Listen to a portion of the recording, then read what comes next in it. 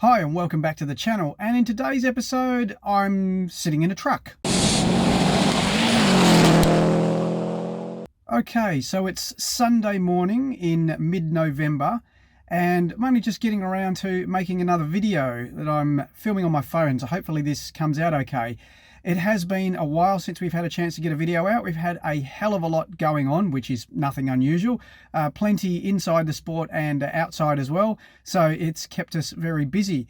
However, this Sunday morning I've just rolled up to the tuner, our tuner's workshop, and we are going to put the VR4 on the dyno and hopefully get it tuned and good to go for, well, effectively next season now.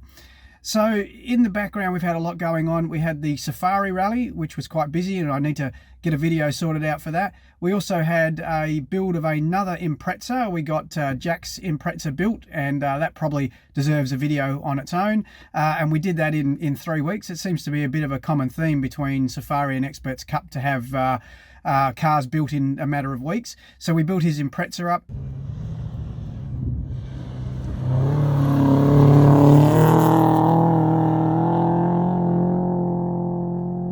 And then we had the Experts Cup rally, the final rally in the state championship, which also kept us very busy as well.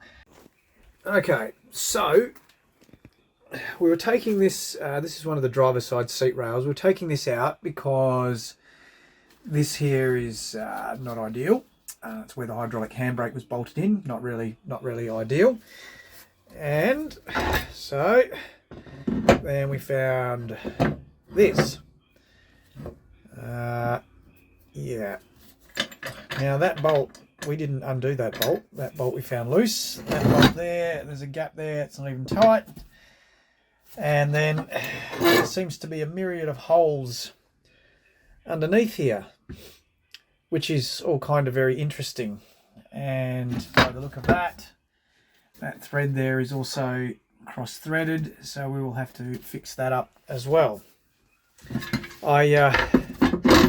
Probably goes without saying with this that it kind of concerns me and astounds me that people don't seem to put more consideration into this sort of stuff. This is like safety for the seats that you're actually sitting on and racing. I don't understand why things are done the way they are. Anyway, I did say a while ago that I suspected we'd find a few more bits and pieces, and we certainly have.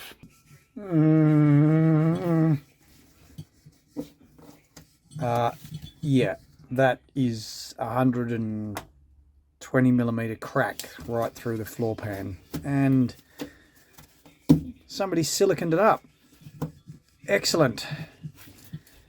Better fix that. So with those dramas sorted out, it was then time to turn our attention to the digital dash. And what a saga that's been. Anyway, we finally got it all sorted out, and that's now in the car and done as well.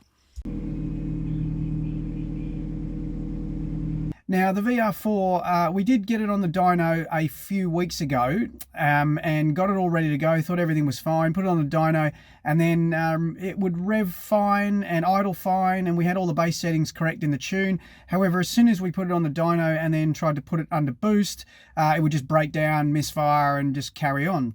And after a bit of mucking around, we realised the fuel injectors were sad in it. Was the only thing that we hadn't changed on the engine pretty much. And so we put some new 550cc fuel injectors in it, and it's spooling up boost fine now. So it's going to go back on the dyno for the final tune, and then we can just get the last few bits and pieces done around the place, and the car should be ready.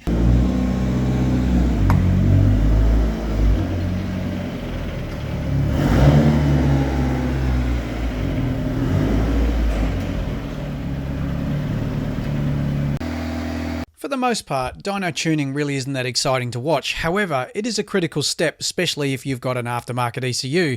Wouldn't rely on tuning it on the road or just using a base tune. That's really a no-no. You need to get these things tuned properly by somebody that knows exactly what they're doing. It's also how you can iron out problems like this. We worked out the spark plugs were causing the issue. Basically, with the factory ECU and the factory coil setup, they use a non-resisted spark plug, and that's fine. However, for the Link ECU and the setup we're running now, we needed a resisted plug. So once we changed the plugs over, we had another go.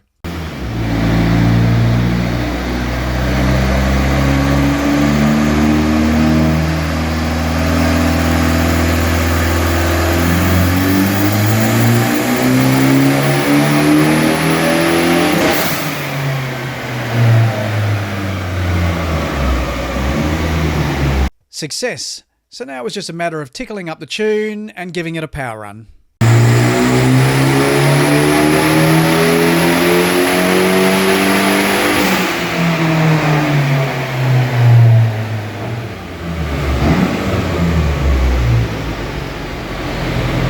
Okay, I'm showing you the figures and they are quite respectable, however they have to be taken with a grain of salt. Dyno power and torque figures vary wildly, and so they're only really a guide. They're not really a true representation, particularly a rolling road dyno like this one.